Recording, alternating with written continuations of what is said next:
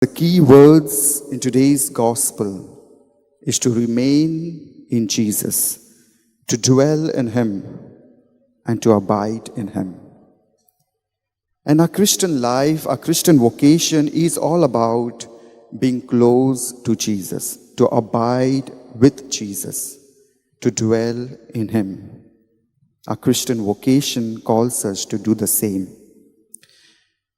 And therefore, Jesus speaks a beautiful image in today's gospel, the vine and the branches. Now, a question might pop up in your mind. What does the vine needs the branches? What does the vine needs the branches? The vine needs the branches to bear fruit. And so Jesus needs us to bear witness to His word, to share the gospel with others. And therefore, we need to remain in Him.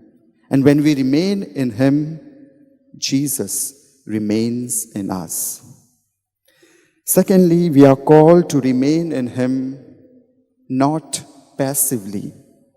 Not passively. It's not about passive remaining, it's about active remaining. And when we actively remain in Jesus, remain close with Jesus, we'll be able to follow the commandments that God has given to us. We'll be able to follow the Beatitudes. We'll be able to do the works of mercy. When we remain in Jesus, when Jesus remains in us, we'll be able to be compassionate to others. We'll be able to listen to the stories of others without any judgments.